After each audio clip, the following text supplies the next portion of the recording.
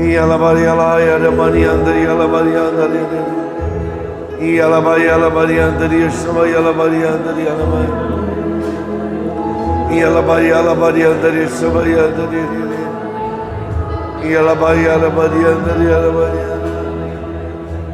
Podemos assentar.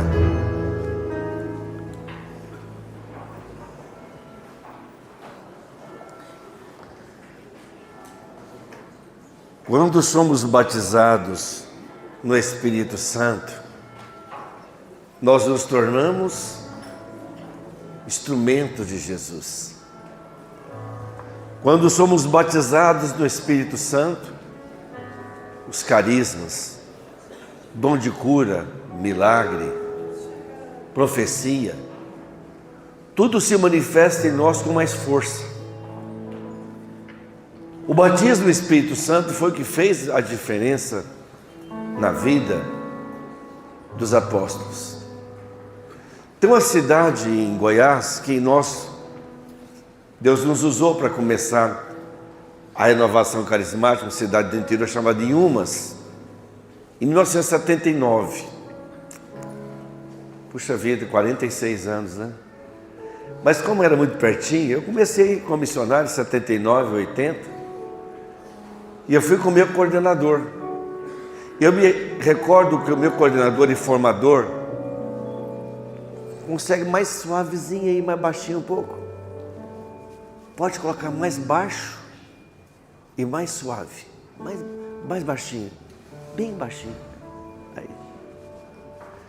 O nosso coordenador Sebastião Bernardino da Costa foi um homem que eu mais conheci, né? que eu mais vi na minha vida, um leigo com autoridade espiritual, de proclamar cura, de usar o Evangelho, mas ele priorizava o batismo no Espírito Santo. Por onde ele ia, ele pedia o batismo no Espírito Santo.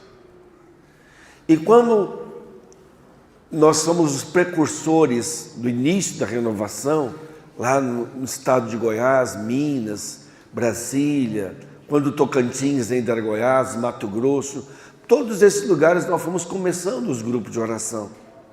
Viajávamos muito, andávamos muito, e a gente não sabia nem se ia voltar, porque os carros quebravam. Tem uma cidade do Mato Grosso chamada Barra do Garça, que a renovação começou lá porque meu carro quebrou. Foi. Eu tinha ido numa cidade mais distante, que é Campinápolis, lá perto de Canarana, que ficava a 200 quilômetros de água boa, tudo terra. Você tem ideia, de Goiânia a Barra do Garça são 450 quilômetros. E só tinha asfalto até Barra do Garça. Era onde acabava o asfalto. Depois ele era tudo terra, na década de 80. E eu havia pregado o Evangelho juntamente com a equipe de evangelização, porque na época eu viajava muito com o coordenador. Aí o coordenador disse: agora está na hora de você fundar a sua equipe de pregação. Aí eu me lembro que eu chamei o padre Nilo, que viajava conosco, eu precisava de um padre. Ele faleceu já. O Vila, que era o maior ministro de música que eu já conheci, também já faleceu. A Vilma, que era intercessora, também já faleceu. E o seu Geraldo, que é o pai do Tassiano, que já foi até coordenador nacional da pregação, também já faleceu. Alguém aí gostaria de ser da minha equipe?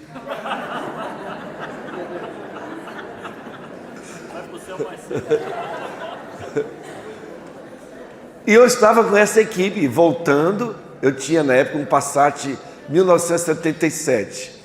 Era um carro bom, mas era um carro de uns 7, 8 anos de uso. Mas eu sempre entendi muito de mecânica. Eu já desmontei até carburador, carro. Hoje os carros de hoje são eletrônicos, não tem jeito. Mas eu consertei carro demais no caminho. E quando eu estava passando por Barra do Garça, que fica já só 450 quilômetros de Goiânia, de onde eu estava era 600 quilômetros. Aí, naquele momento que eu estava passando, o carro enguiçou. Tentava sair, ele engasgava. Eu havia pegado o telefone de um gerente do Banco do Brasil.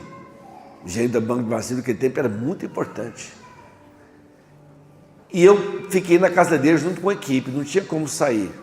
Aí eu falei: não pode deixar que eu, por minha conta, vou mandar revisar o carro todo na concessionária. A gente é missionário, dinheiro curto. E o carro ficou lá segunda-feira. Fizeram de tudo, não conseguiram arrumar. Reuni na casa dele as principais lideranças. Pedimos o batismo do Espírito Santo. Terça-feira não arrumou também. Confirmamos, começamos o primeiro grupo de oração na casa dele. Na quarta-feira o carro ficou pronto. Quando pegamos a estrada, andamos 30 quilômetros no meio daquele mato. Pode deixar. Isso, pode deixar. Andamos uns 30 quilômetros, não funcionava mais o carro. Aí Jesus falou assim para ele: você não pediu minha ajuda? Aí eu ajoelhei no chão do asfalto ali. Jesus, me mostra onde está o defeito do carro, que a concessionária da Volks 2 dias não tinha achado. E o Senhor diz assim: pescador. Quem entende de carro, levanta a mão. Sabe o que é pescador, né? Lá no tanque. Eu tirei a porta-mala, abri a tampa. A hora que eu puxei, o pescador tinha uma borracha. Tirei a borracha, virou um tiro. E naquela época, foi em 1986, quando teve aquela crise que esconderam as vacas, não tinha carne, você lembra? Tabelaram a carne e esconderam as carnes. Só tinha uma churrascaria na cidade de Iporá, que já ficava a 220 quilômetros de Goiânia. Aí o seu Geraldo, que era fazendeiro, falou assim: pode deixar o almoço na churrascaria por minha conta. Opa! Então a gente sempre teve esse cuidado de onde a gente passava, pedir o batismo do Espírito Santo. E num desses momentos que nós pedimos um batismo do Espírito Santo, eu coloquei aqui nesse livro chamado Livre de Toda Maldição, um testemunho que mostra o poder do batismo do Espírito Santo. E quando nós pedimos um batismo do Espírito Santo, foi um derramamento de graça nessa cidade de Inhumas. Na época, esse aqui foi lá pelo ano de 1991 já. Lorena tinha 6 anos de idade, para 7. O Lucas tinha 5, Gabriel 3 para 4. Então, tudo pequenininhos, os meninos. E eles sempre me acompanhavam nos encontros. A gente levava os colchonetes, dormia debaixo de altar, como seus meninos dormiam, né, Herculano? Até dentro da capa de violão, né? Nossos filhos cresceram assim, participando conosco nos encontros. E eles foram sendo evangelizados, tanto que o Gabriel, meu caçula, é um grande pregador e missionário. Ele já viajou, já pregou fora do Brasil, em muitos lugares, muito chamado. E em agosto agora, se Deus quiser, vai nascer o Roberto Tanus Neto. Ele mora em Santa Catarina, eu vou ficar uma semana com ele lá, para curtir o novo neto que está vindo. Mas é um grande pregador. E a Lorena, nessa época, tinha 6 para 7 anos de idade. E aqui diz assim, eu conto que durante um encontro na cidade de Umas, no interior do estado de Goiás, na época minha filha Lorena estava com 6 para 7 anos de idade. Durante o encontro realizado, depois do batismo do Espírito Santo, Jesus disse para mim: proclama que em meu nome uma pessoa cega está enxergando. Eu peguei o microfone e disse, o povo todo cheio do Espírito Santo: em nome de Jesus, tem uma pessoa cega que voltou a enxergar. E então, imediatamente, uma criança da mesma idade que Lorena pôs-se de pé. A mãe veio juntamente com ela onde estávamos e testemunhou que a criança havia nascido com um raro tipo de doença que havia causado cegueira permanente. Ela havia nascido sem a visão. As pupilas da criança eram brancas, mas agora se tornaram pretinhas e estava enxergando perfeitamente. Lorena, que observava tudo perto de mim, chegou até a menina que tinha a mesma idade que ela, olhou-a de frente e perguntou: antes você não conseguia ver nada? A menina respondeu: não, é a primeira vez que estou enxergando. Lorena virou-se para mim e perguntou: quem fez isso nela, pai? Perguntei. Ela foi curada por causa do poderoso nome de Jesus. Falou-me em seguida: não entendi, pai. Curada em nome de Jesus? Como é isso? Tentei explicar. Esse nome é tão poderoso, filha. É uma palavra tão poderosa que quando a falamos com fé, milagres acontecem. Se você está cheio do Espírito Santo e você é usado para proclamar, não pode ter receio, vergonha, medo de proclamar o milagre do Senhor. Não pode. Tem que tomar posse. Aqui há alguns anos, Jesus me deu uma palavra que estava curando uma pessoa que estava com câncer e estava sentindo muita dor.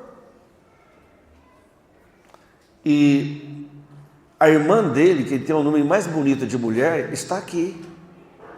Como é que chama essa mulher? Neuza. Neuza, cadê você? Fica em pé, Neuza. Olha lá, Neuza. A Neuza do testemunho. Qual é do testemunho da esquerda? Ó. Tem duas Neuzas, ó, tá vendo que coisa bonita? Ó. Ele tinha câncer no pulmão e na coluna. Ele tinha colocado inclusive um balde perto da cama para você xixi, ele não conseguia sequer levantar de tanta dor. Um ano já com esse câncer terrível. E hoje ele voltou a ser pedreiro. Quantos anos isso tem? 5 anos. Voltou à sua profissão, é um bom pedreiro, glória a Deus. Ela tomou posse e foi lá: você está curado. Ela recebeu, não foi aqui? E Jesus proclamou, eu proclamei uma manhã assim, e ela foi: ó, Jesus falou que você está curado. E ele se levantou da cama. Olha, então, olha o poder do nome de Jesus.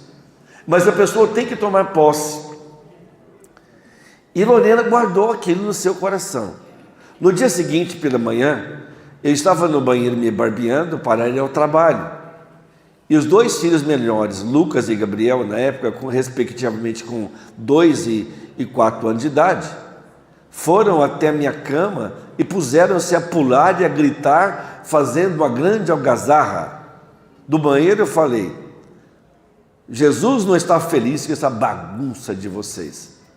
No meio dos seus pulos, a bagunça aumentou e gritavam: Jesus, iuhu! Com alegria, né? Lorena acordou com o barulho e veio do seu quartinho. Chegou no nosso quarto, estendeu o dedo para os 2 peraltas, dizendo: não brinquem com esse nome. Eu já vi esse nome realizar milagres. Glória a Deus.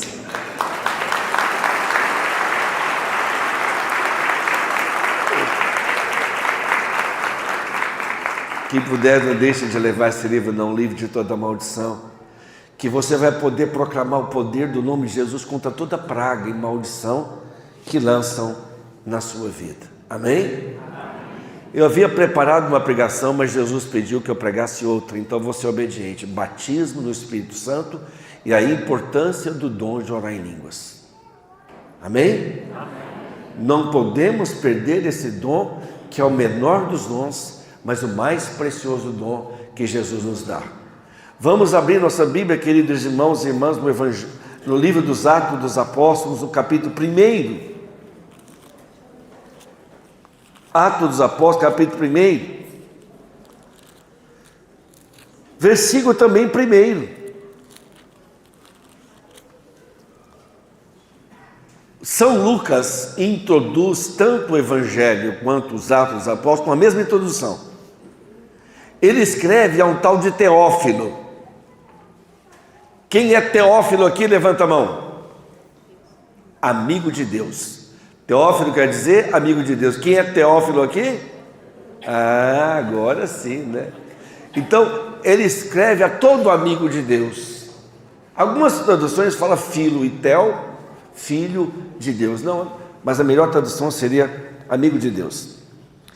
Em minha primeira narração, ó Teófilo, contei toda a sequência das ações e dos ensinamentos de Jesus, desde o princípio, até o dia em que, depois de ter dado pelo Espírito Santo, suas instruções aos apóstolos que escolhera, foram arrebatados ao céu. Então aqui é o arrebatamento de Jesus, é a ascensão de Jesus ao céu. E aqui fala ainda: e a ele se manifestou vivo depois da sua paixão, com muitas provas, aparecendo-lhes durante 40 dias e falando das coisas do reino de Deus. Então, durante quantos dias Jesus apareceu ressuscitado? 40. O que os apóstolos foram fazer no 41º dia? Versículo 5. Versículo 4.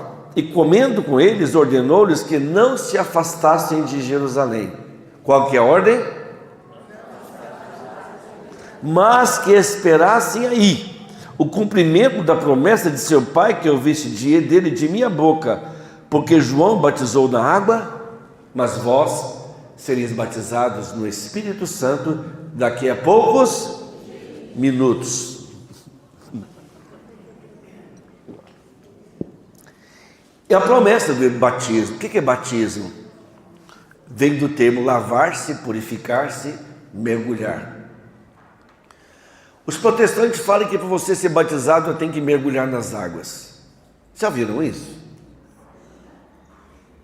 Vocês se lembram do capítulo 9 do livro do Atos dos Apóstolos? Filipe, ele batiza o eunuco, chefe da rainha. Onde que ele foi batizado? Eu pergunto a vocês. Na faixa de Gaza. Faixa de Gaza não tem água. É crise humanitária. Só tem pequenos arroios nascentes de águas que é impossível alguém mergulhar. Como que ele foi batizado? Em pé. E também o próprio apóstolo Paulo. Ele estava numa casa na rua direita. Ananias falou assim: levanta-te e põe-te em pé e ser batizado. Ele foi batizado em pé, dentro de uma casa. Não é a quantidade de água que confere a presença do Espírito Santo. Mas como fala em 1 Timóteo 2,5, há um só Senhor, uma só fé, um só. Então só tem um batismo. Por que Jesus está falando sereis batizados no Espírito Santo? Não é batismo sacramental, é mergulhar no Espírito Santo. É passar a deixar que Ele esteja encharcando sua vida. Você vai deixar que a terceira pessoa da Santíssima Trindade vai dirigir sua vida. Ele não é coisa, ele não é pássaro, ele é pessoa, é alguém que você precisa ser dócil, muito dócil.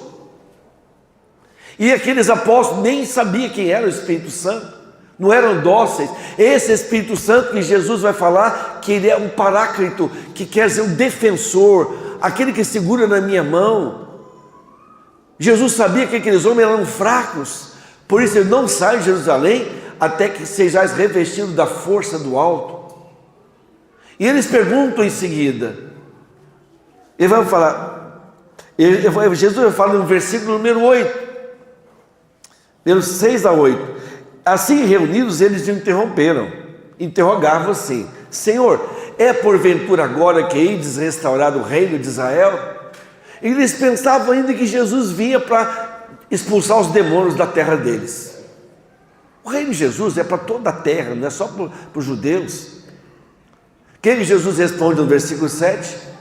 Não vos pertence a vós saber os tempos nem os momentos que o Pai fixou em seu poder, mas descerá sobre vós, juntos, mas descerá sobre vós o Espírito Santo e vos dará para ser o quê? Onde?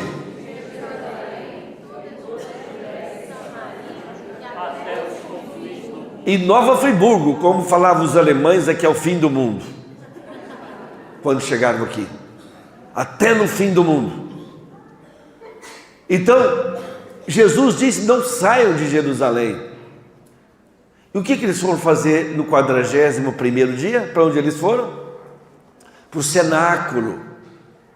O cenáculo é a única, preste atenção que eu vou falar que isso é da história, não é nem do cristianismo, é de Flávio Joséfo, que foi um historiador romano que conta toda a história do início do século XX, do século I, conta a queda de Jerusalém, ele relata tudo. É um historiador romano. Esse historiador romano fala que no ano 68 depois de Cristo, como Jesus havia previsto que Jerusalém seria toda destruída, que não ficaria pedra sobre pedra, naquele ano os judeus se levantaram contra Roma e queriam independência. A quinta divisão, uma das divisões só do império, chefiada pelo general Tito, cercou a cidade. 2 anos de fome. E no ano 70 da era cristã, o exército entrou por uma brecha na muralha de Jerusalém e acabou com a cidade. Não ficou pedra sobre pedra. Quem aqui já foi em Roma, levanta a mão. Lá tem, junto ao Coliseu, tem uma coluna com as pedras trazidas da Terra Santa, que mostra um romano com um minarete na mão. Quem já viu isso lá? É só quem estuda mais, né? A gente vai para esse lugar para estudar, quem vai para tirar fotografia, né? Então, não ficou pedra sobre pedra em Jerusalém. Por isso a Jerusalém que você vê hoje, ela já foi, ao longo da história, Jerusalém já foi destruída 15 vezes e reconstruída 16 vezes. Então o que você vê hoje em Jerusalém não é Jerusalém do tempo de Jesus. Tanto que onde ficava o templo de Jerusalém, está a mesquita de Omã, onde ficava em cima, onde era o Santo dos Santos, onde era a Arca da Aliança, onde era o lugar do sacrifício. O que sobrou do templo de Jerusalém? O que sobrou do templo? Muro das Lamentações. Por que Muro das Lamentações? Porque o judeu, conforme o livro de Lamentações de Jeremias, Deus falou que se vocês chorarem, orarem com lágrimas, eu vou reconstruir o templo. Eles foram expulsos de Jerusalém por Nabucodonosor no ano 597 a.C. e ficaram quase 70 anos na Babilônia, 1170 quilômetros de distância de Jerusalém. Deus converteu o coração do imperador da Pérsia, que é o Irã hoje, Tito, que mandou libertar os judeus e com o dinheiro desse imperador reconstruiu o templo de Jerusalém. Então eles acreditam que se você lamentar, por isso você lamentar, Deus vai ouvir seu lamento. Então todo judeu tem que ir pelo menos uma vez no ano em Jerusalém e chorar diante do lume. Eles ficam lá fazendo assim, chorando e lamentando e fazendo orações. Sobrou só isso. Não ficou um prédio em pé. Flávio José fala assim, ficou apenas um edifício de 2 andares, onde os seguidores do Nazareno fazem a partilha do pão e do vinho. Isso é lindo. Não tem como ter mais a antiga aliança, o sacrifício da antiga aliança. Não tem como ter o sacrifício pascal antigo que todos reuniam. Acabou a antiga aliança, ficou aliança no corpo e sangue do Cordeiro. Isso já seria suficiente para os judeus se converterem. Então, o que é o cenáculo? É o lugar onde foi instituído o sacerdócio e a Santa Eucaristia. Foi lá a instituição. E é lá onde Jesus manda os apóstolos, vão para Jerusalém, não se afastem. E lá no versículo 14 do capítulo, aqui desse capítulo 1, eles foram o quê? Todos eles perseveravam, vamos ler aí? Todos eles perseveravam com as mulheres, entre elas Maria, mãe de Jesus, e os irmãos dele. Em nenhum lugar da Bíblia fala Maria e seus filhos. Maria, mãe só de Jesus. E quem está com Maria? Os irmãos de Jesus. Para você ser filho de Deus, irmão de Jesus, você tem que ter mãe também. A palavra quer dizer que o lugar dos irmãos de Jesus é com Maria na igreja, no cenáculo. filho uterino de Nossa Senhora, só Jesus. Filho do coração, nós somos os irmãos de Jesus.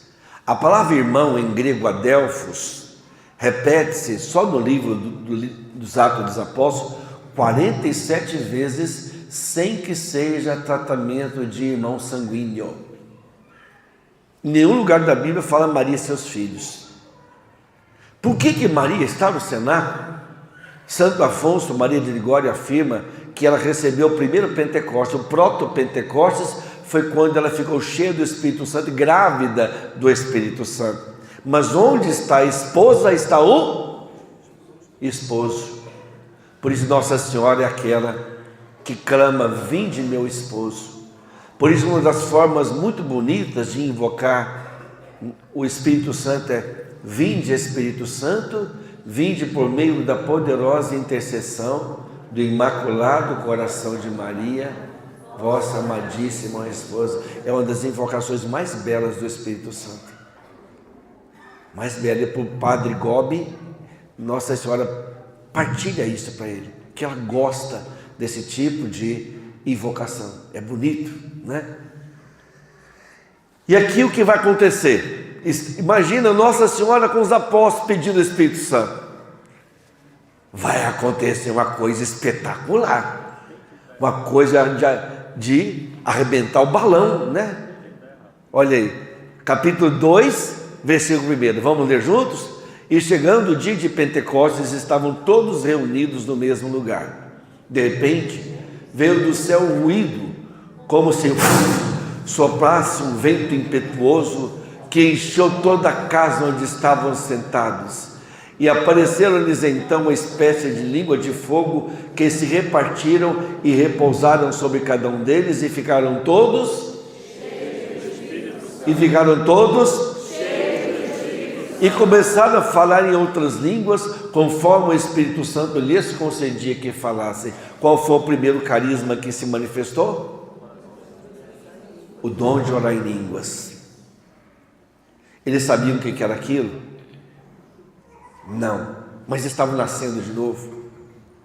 Eu tenho uma petitinha lá em casa, a neta número 7, que é a Maria Tereza, que é pequenininha, ela não sabe falar, mas quando ela vê o vovô, ela fala vovô, e eu entendo a linguagem.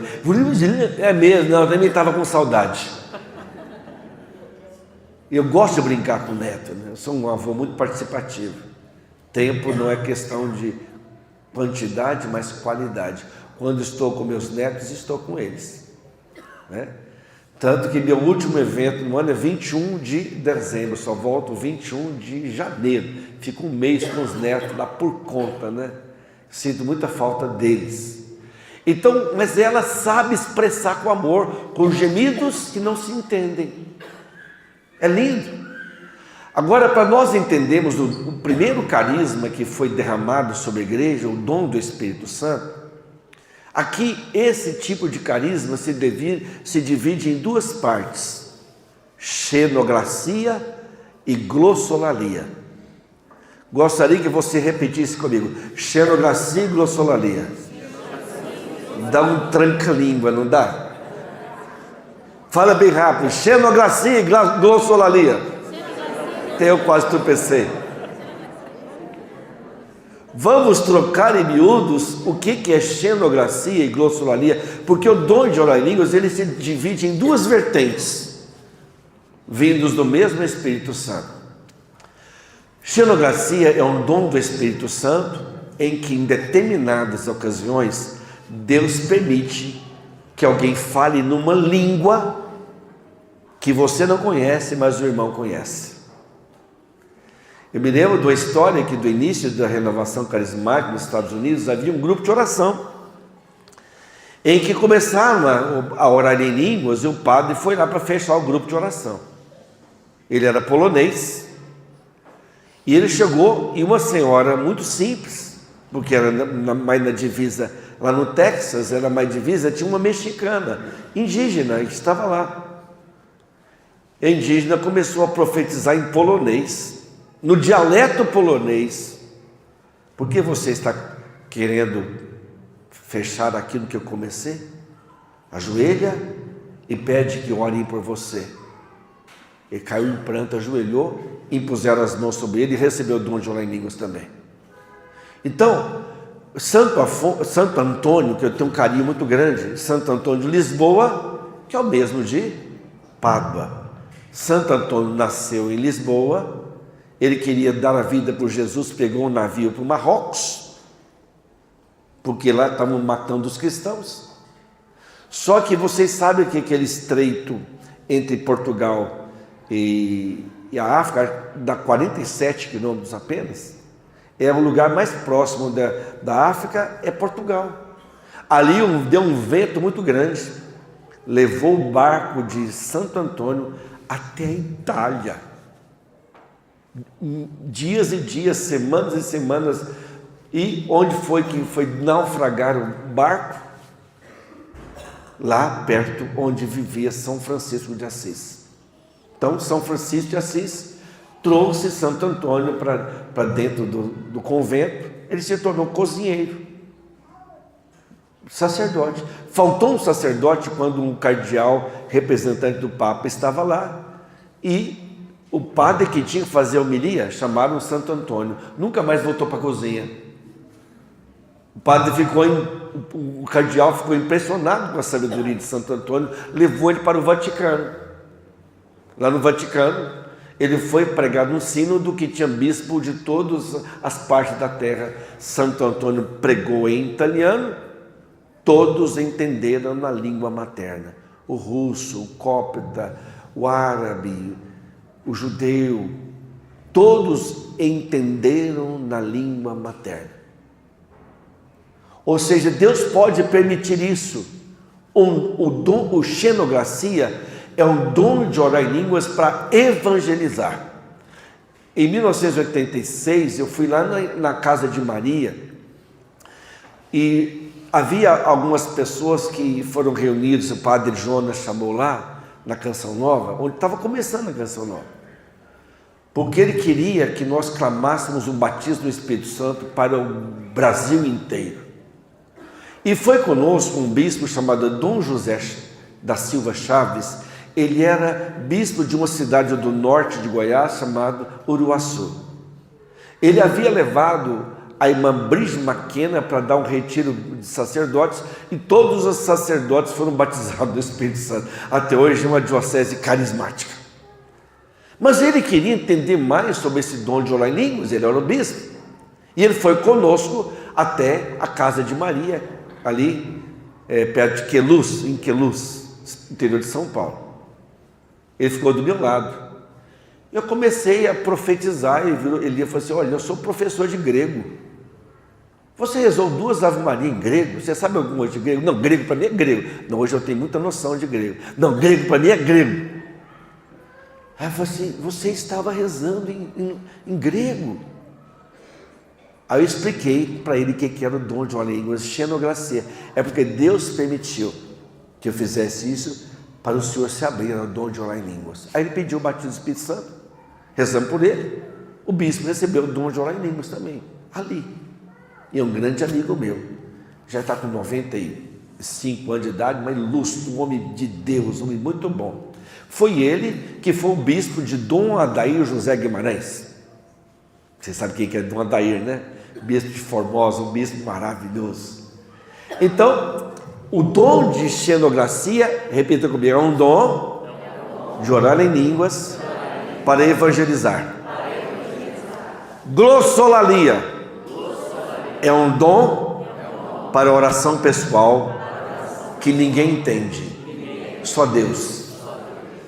O batismo do Espírito Santo continuou a ser ministrado pelos apóstolos. Veja o capítulo 10, a família de Cornélio. Família de Cornélio. Cornélio veio de chifre mesmo, né? Cornélio. É difícil a pessoa gostar do nome desse, né? Essa aí, Roberto. Só assim. Última chance para se confessar, tô lá fora, tá? Obrigado, padre. E vocês se lembram que ele teve uma visão de anjos que mandavam chamar Pedro. Então Pedro vai até a casa de Cornélio. porque eles queriam saber quem era Jesus. Era uma família pagã. Mas, lá no versículo número 37, aqui nós encontramos um discurso querigmático. O que é querigma? Primeiro anúncio. Historicamente, o querigma sempre foi pregado pela igreja. O verdadeiro seminário do Espírito Santo é o querigma: amor do Pai, pecado, Jesus Salvador, fé e conversão, renúncia às falsas doutrinas. Não pode diminuir.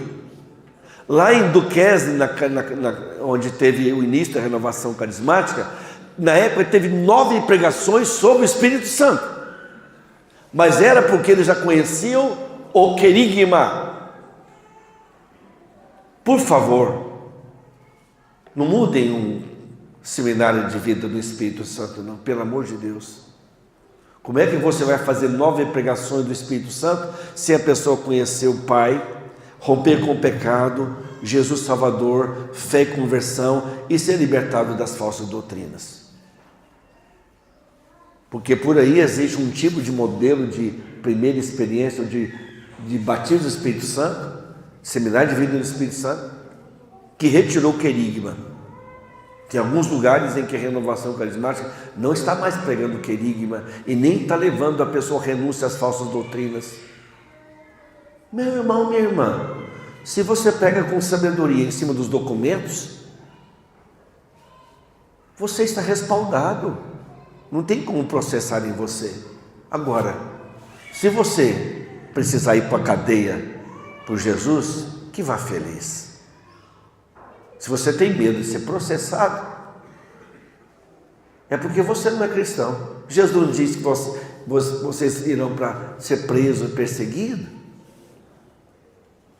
Por que esse medo de pregar o Evangelho e ser processado? Pregue com amor e com sabedoria. Por isso, ontem mesmo, quando eu falei das falsas doutrinas, eu mostrei o documento da igreja.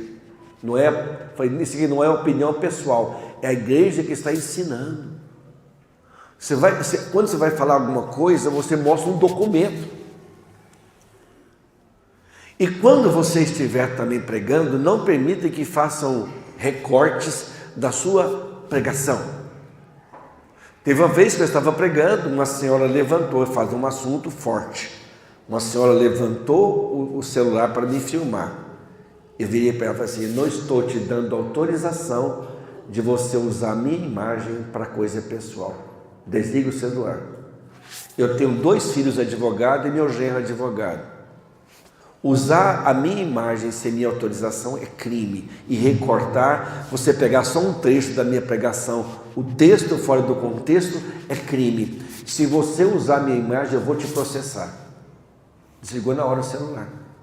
Seja sábio, mas não seja covarde. Tenha sabedoria. Eu não permito que minha imagem seja usada particularmente para fins de querer fazer uma propaganda errada. Não pode. Isso é crime, usar um recorte, fulano falou isso. E o contexto completo? Né?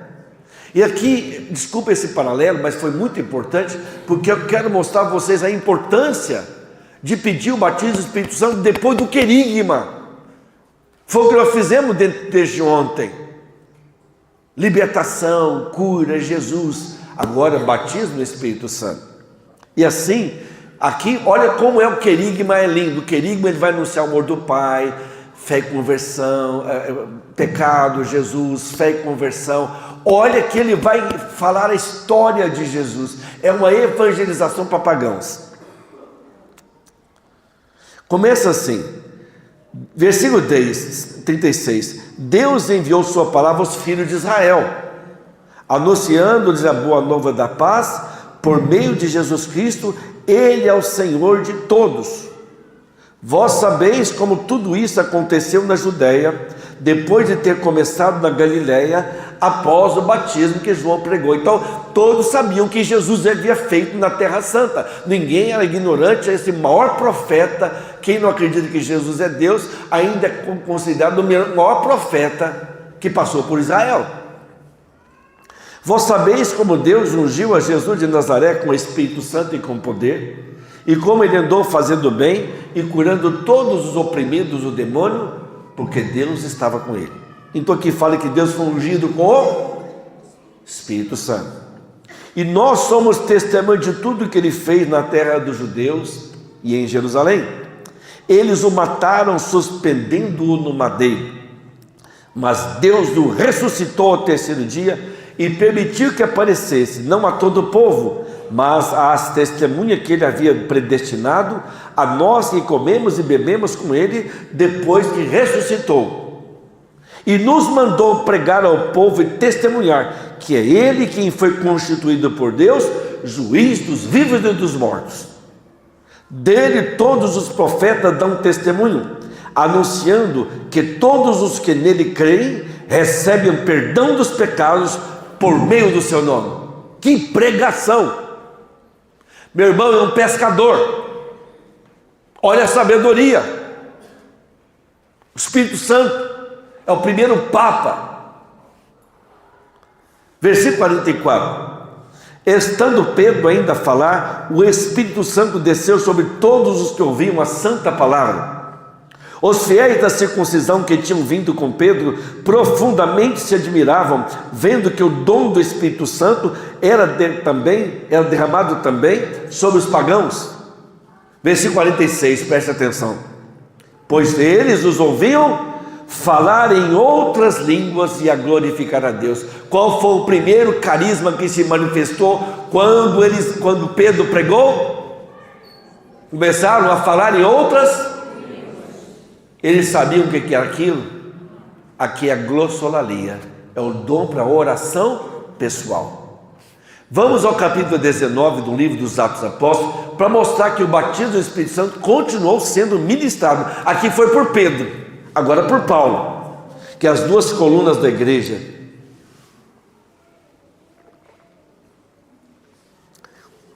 Quem vai em Roma, vê a corrente que ligou Pedro e Paulo, que foram mortos no ano 67 depois de Cristo.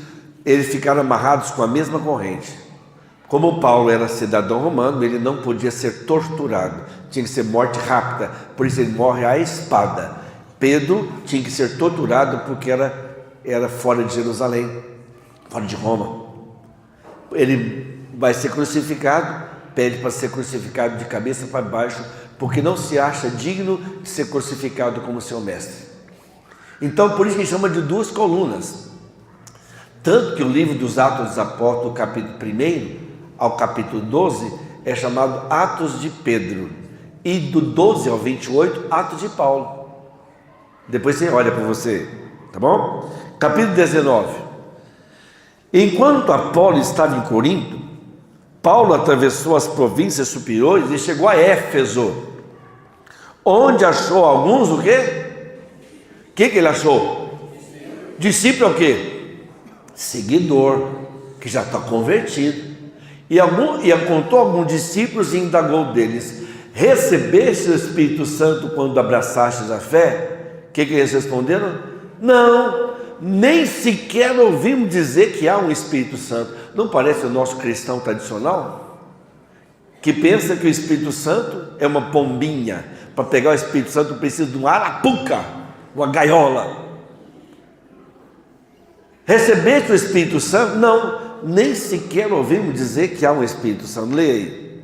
E Paulo vai perguntar: então, em que batismo fostes batizado? O que eles responderam? No batismo de João. Então Paulo replicou: João só dava um batismo de água, batismo de penitência, dizendo ao povo que acreditasse naquele que havia de vir depois dele, isto é, ouvindo isso, foram batizados em nome do... E o que aconteceu? E quando Paulo lhes impôs as mãos, e começaram a falar em línguas estranhas, e a profetizar.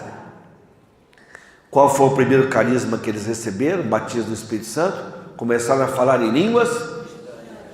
Eles sabiam o que era aquilo? Não. Vamos entender agora, nesses momentos finais, o que é o dom de orar em línguas. Vamos ao capítulo o próximo livro da frente, depois de Atos, é Romanos. Romanos 8, 26 e 27. Romanos 8, 26 e 27. Vamos entender a importância do dom de orar em línguas. Amém?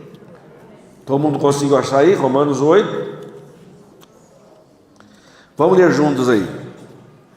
Outro sim, o Espírito vem auxílio à nossa fraqueza, porque não sabemos o que devemos pedir e nem orar como convém, mas o Espírito mesmo intercede por nós com gemidos inefáveis. Enquanto a gente estava lendo junto, eu estava abrindo já o catecismo no lugar que eu vou marcar. Vamos repetir de novo? Nós temos uma dificuldade de orar, porque o Catecismo da Igreja Católica 2725 diz assim: a oração é um combate, por isso é tão difícil orar. Naquele livro O Poder Milagroso da Oração, que já até acabou, depois vocês podem pedir pelo Instagram, tem a loja virtual lá, Roberto Tanus Oficial, lá tem uma oração diária também. Mas no início desse livro, quem tem um livro para me emprestar do Poder Milagroso da Oração, no início eu coloco esse trecho do catecismo aqui. Isso. É.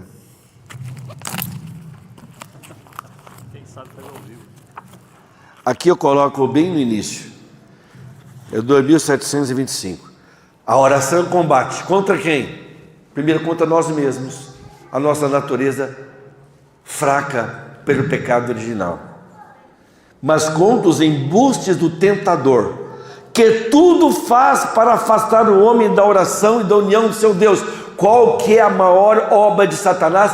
É afastar você da oração, porque a oração é a oração é a oração é bem forte, combate, vamos lá? Combate. E quando você ora, quem que é seu aliado? Jesus e o Espírito Santo. É Deus que é seu aliado. Ou seja, quando você ora, você está do lado do vencedor. Quando você não ora, você está do lado do perdedor. Então nós temos uma dificuldade de orar. Leia versículo 26. Outro sim, o Espírito vem auxílio à nossa fraqueza, porque não sabemos o quê? E nem orar como convém. Mas o Espírito Santo intercede por nós com gemidos inefáveis, inexprimíveis, ininteligíveis, que não tem explicação. E o versículo 27. Alguém tem uma tradução da pastoral, da Bíblia pastoral? Só tem esse trecho que eu gosto dela. Tem alguém da Bíblia pastoral? Levanta a mão lá. É assim está escrito nessa Bíblia aí. Diz assim: e aquele que sonda os corações, não pode confirmar, leia confirmar. E aquele que sonda os corações sabe quais são os desejos do Espírito, pois ele intercede em favor. Ou seja, lá traz uma palavra diferente, maravilhosa. Quando você ora em línguas, o Espírito Santo sonda você.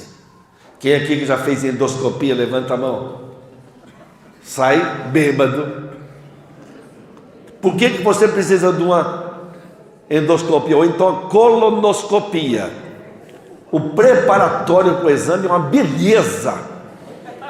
Você se sente rei, sentado no trono, fica feito flor, plantado no vaso. Padre Léo dizia que a diarreia só acontece de dia, por isso o nome dela é diarreia. À noite vira dia. Por que esse exame a gente tem que ficar limpinho para aquela sonda entrar e fazer um diagnóstico? Quando você ora em línguas, o que o Espírito Santo vem fazer em você? Ele sonda o mais profundo da sua alma e pede a Deus o que você mais precisa. Por isso, quanto mais você vai orar em línguas, mais o Espírito Santo vai curar, vai pedir a Deus por você. Vamos ao livro da frente, 1 Coríntios 14, versículo 2. Vamos agora aprofundar algumas coisas muito práticas no uso do dom das línguas.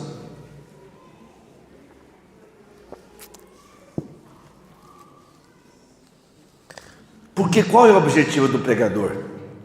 O pregador tem que vir à comunidade, de modo que a comunidade, depois que ele vai embora, passa a ter uma vida sacramental mais intensa e uma vida no Espírito Santo. E sinta no poder de Deus as curas que Deus continua a fazer depois do encontro. Aquela senhora mesmo, a Neuza, que nome lindo a senhora tem, ela viu a cura depois que foi embora do encontro, mas tomou posse aqui. Muitas graças, você mesmo, você chegou com outra alegria, não foi? Tudo que estava de ruim em você foi embora, não foi, filho? Você está com outro sorriso, você está livre. Ou seja, as pessoas vão ver mais à frente a bênção que você recebeu. E aqui nós vamos entender no dom de orar em línguas a importância de usar ele permanentemente. Meu irmão, minha irmã, esse dom eu uso há quase 50 anos. Completo dia 12 de agosto, 68 anos de idade. Você vai completar também no dia 13, né? Vocês rezam para mim dia 12, viu, gente? Então, eu uso esse dom há quase 50 anos. Foi o dom que não deixou que eu esfriasse. Tanto que estou em Nova Friburgo, com o mesmo carinho, o mesmo empenho cristão, depois de 25 anos. Não é? É o jubileu de prata, né? Isso mesmo. Então vamos ao versículo 2 para você entender. Gente, eu estou pregando algo que é importantíssimo, que vai fazer você ser um cristão cheio de fogo. Essa irmã querida aqui, 18 anos que ela ficou sem saliva, que ela tinha câncer, teve câncer na garganta. No nosso encontro, Jesus fez com que ela voltasse a salivar. A saliva voltou. Olha a bênção. Ou seja, quando você persevera no dom do Espírito Santo, os milagres começam a te acompanhar. É graça sobre graça. Versículo 2. Aquele que fala em línguas não fala, vamos lá juntos aí, vamos lá.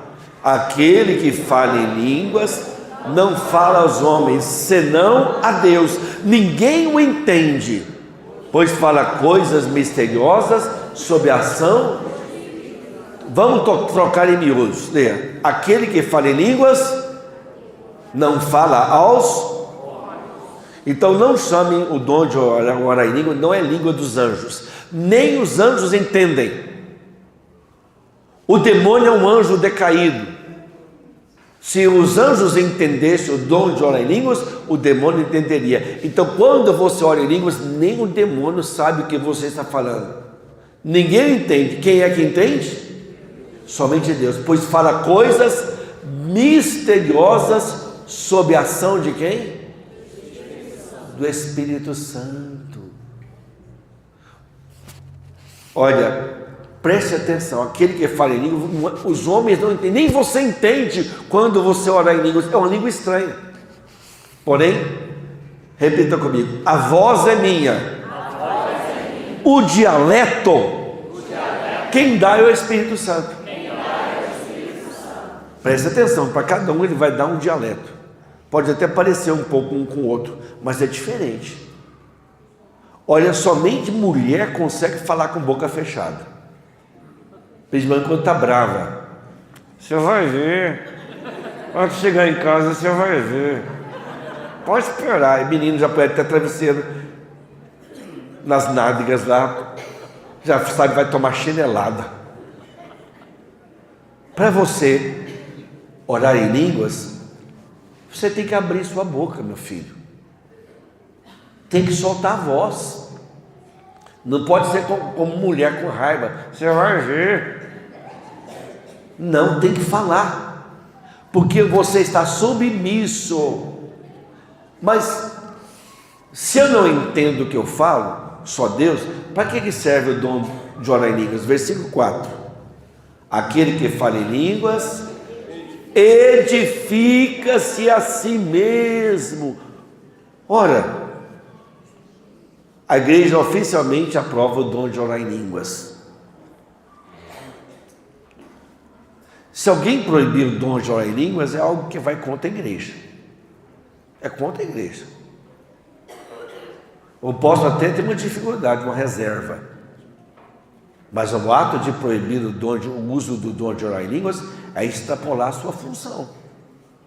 Se a igreja aprova, como é que eu vou desaprovar? Eu posso corrigir o uso. Eu posso dar instruções para o uso não ficar avacalhado, bagunçado.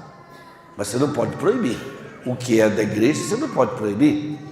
Olha o que diz o catecismo, anota na sua nota de rodapé da Bíblia Ave Maria. Você vai pôr uma nota de rodapé, põe um asterisco no versículo 4 e põe lá a explicação embaixo. Aí você vai lá embaixo, põe assim, catecismo, parágrafo 2003. Ou se você quiser colocar catecismo, vírgula, 2003. Ou seja, toda vez que alguém falar sobre o dom de orar em línguas, você vai lá em 1 Coríntios 14, 4, lê e abre o catecismo para a pessoa. Não, a igreja aprova o dom de orar em línguas oficialmente. Lá no meio do parágrafo diz assim: são graças especiais chamadas carismas, segundo a palavra grega empregada por São Paulo, que significa favor, dom gratuito, benefício. Olha o que diz a igreja: seja qual for o seu caráter, às vezes extraordinário, como o dom dos milagres ou das línguas. Você escutou? Ou das línguas. Os carismas se ordenam a graça santificante e têm como meta o bem comum da igreja. Acham-se a serviço da caridade que edifica a igreja. E versículo 2 de novo: aquele que fala em línguas edifica-se a igreja. Somos? Se você ora em línguas e edifica a si mesmo, você está edificando o quê? A igreja. É o que diz o catecismo. O que é ser edificado espiritualmente? Quanto mais você ora em línguas, mais você fica forte contra a tentação. Você se torna um homem mais espiritual e menos carnal. Você conhece pessoas que vivem só no plano carnal, não conhece? É só churrasco, é só bebida, é só jogo de futebol, é só paixão, mulherada, bebida. Não é edificado espiritualmente. O homem edificado espiritualmente, ele foge das paixões. É um homem, pode passar na frente da mulher, uma mulher mal vestida, com roupa transparente, com calcinha enfiada no rego, o homem não olha. Ele está edificado espiritualmente. Pode passar lá um rapazinho com barriga de tanquinho. Ela lembra assim: nossa, meu marido já foi assim, agora o tanque dele já tem uma trouxa na frente. Mas você não olha, você vê, ele deu sua vida para você, deu sua juventude, trabalhou sem parar, não tem esse tempo para ficar malhando na academia, mas deu a vida. Aí a pessoa que é edificada espiritualmente, ela não se deixa vencer pela tentação. Repita comigo: quanto mais eu oro em línguas, mais eu sou edificado espiritualmente. E o versículo 5, o que São Paulo recomenda? Ora, desejo que todos faleis. Fala para o seu irmão. Olha o que São Paulo, ora, desejo que todos faleis em línguas. Se São Paulo fala, você vai recusar? Só se você for uma anta. Veja a folha da sua Bíblia, veja o versículo 18 aí. Olha o versículo 18. O que São Paulo falava? Graças a Deus que possui o dom superior a todos vós. Por que ele foi o maior dos apóstolos, o que mais viajou, o que mais pregou? Porque é o que mais orava em línguas. Vamos entender um aspecto muito prático, que isso é fundamental na minha vida. Leia o versículo 14 agora e 15. Versículo 14: se eu oro em virtude do dom das línguas, o meu espírito ora, mas o meu entendimento fica sem fruto. É verdade. Eu me lembro de uma senhora amiga nossa, lá no oratório dela tinha uma imagem de Nossa Senhora, Ela ajoelhou-se e começou a rezar. Ô Senhor, chama Lahari Candareira. Ela balahari. E eu comecei a orar em línguas. E ela balahari. E ela olhou para cima no oratório dela, no quartinho, e viu que estava tudo cheio de teia de aranha. E ela orando em línguas e olhando assim, a hora que terminar essa oração, eu vou dar uma vassourada nessas teias de aranha. E ela orando em línguas e pensando em teia de aranha. É o que acontece. Veja o versículo 14, veja de novo. Se eu oro em virtude do dom das línguas, o meu espírito ora. Mas o meu entendimento fica Sem fruto. Ou seja, você está orando em línguas, mas o seu pensamento pode até divagar, pode ficar até vagando. E no versículo 15: então, o que fazer? Leia. Orarei em espírito, mas orarei também com entendimento. Cantarei em espírito, também em entendimento. O que é orar com entendimento? Não é que você vai entender suas palavrinhas do seu dialeto, não é isso. Quando você ora em línguas, o Espírito Santo dá entendimento das coisas. Por isso, quando você ora em línguas, põe sentido na sua oração. Está preocupado com o filho? Fica pensando no filho aqui, e a oração vai brotar aqui. Chama Lahari Candareira. Estou lá pensando no meu filho. Shalahari Candareira, chama Lahari Candareira. Tem uma conta para pagar que eu estou muito alta, não consigo pagar. Eu estou pensando na conta, hein? Shalahari Candareira. Vai ter um exame que eu vou fazer que é perigoso, uma operação. Shalahari Candareira. Estou pensando na operação e orando em línguas. Quanto mais angustiado eu fico, mais eu oro em línguas. Toda vez que me vem uma angústia muito grande, eu mais oro em línguas, porque eu sei que é o Espírito Santo querendo me dizer algo. Eu me lembro que eu já estava 5 dias angustiado, orando em línguas sem parar.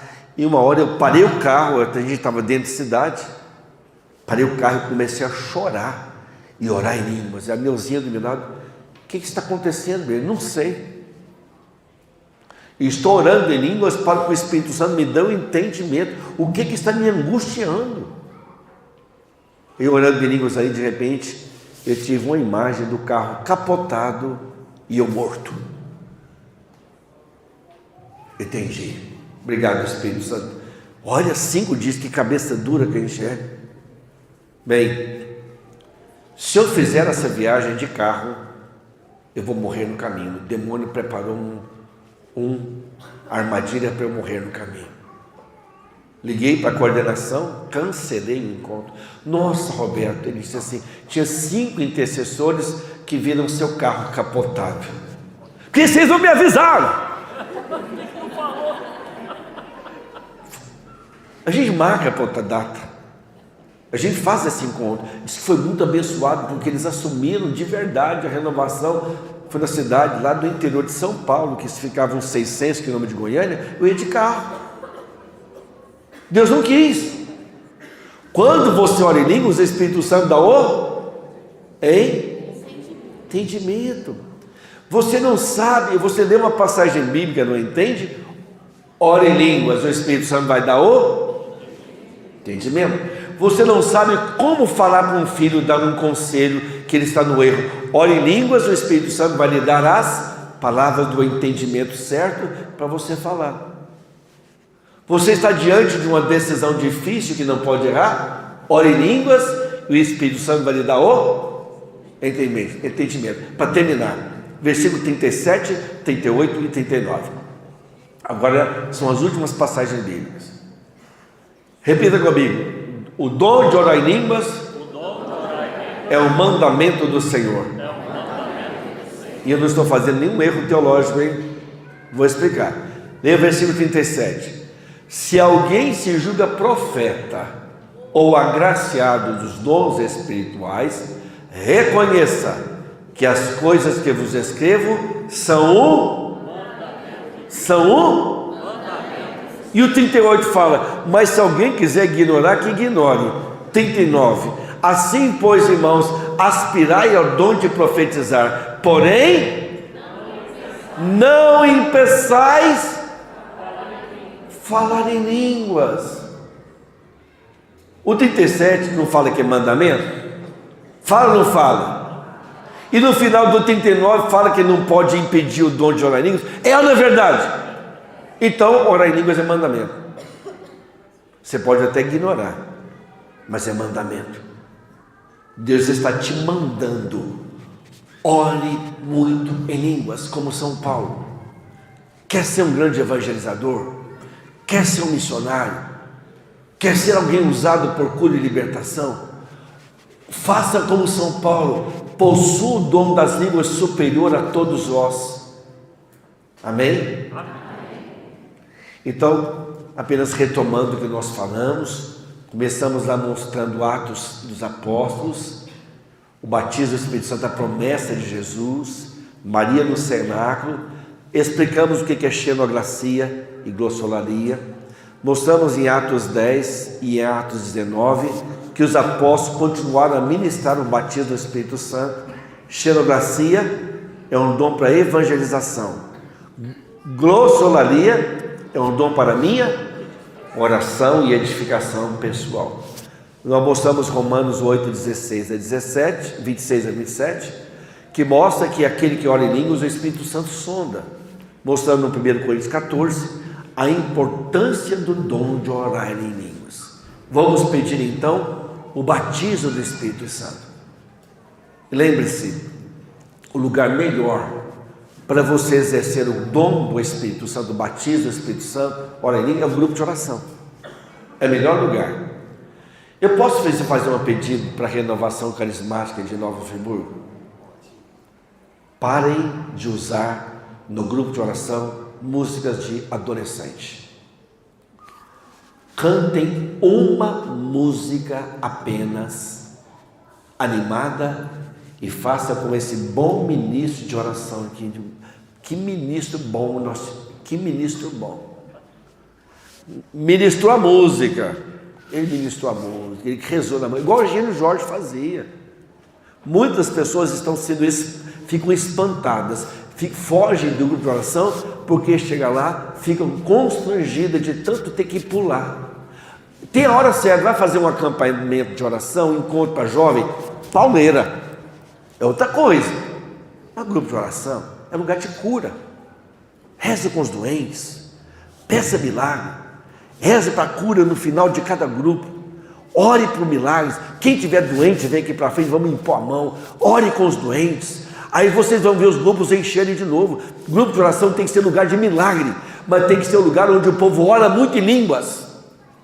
Peça o batismo do Espírito Santo. Depois do Neso vai mostrar onde tem um grupo de oração. Aqui o padre até falou, parece que é quarta-feira aqui, né? Segunda-feira. Amanhã, hein? Então amanhã é um grupo de oração aqui. Circulando, você fica com a paróquia? Eu grupo de oração na paróquia São Francisco, dia? Quarta-feira. Do Neso? Do Neso é Quarta-feira também. Mesma paróquia? Não, outra paróquia, Santo Antônio do Cristo ressuscitado. Então, aqui em Nova Friburgo, na cidade, tanto Vicariato Norte, Sul, Macaé, em todos os lugares em que nós temos um grupo de oração, o lugar para você ir, para não perder a comunhão que você tem no Espírito Santo com o irmão. Ali você vai orar com ele, chega no grupo de oração, eu estou com dificuldade, você ora por mim, ora por minha família. Mas se você fica só em casa e não vai no grupo de oração, fica vazio, vai perdendo o fogo do Espírito Santo, você vai parando de orar em línguas. Toda pessoa que para de frequentar grupo de oração, para de orar em línguas, porque lá no grupo de oração você sente aquele amor do irmão, você vê que o irmão está lutando e está orando em línguas. Amém? Vamos então pedir esse batismo do Espírito Santo, vamos ficar em pé, vamos cantar uma música recém-lançada, Eu Navegarei.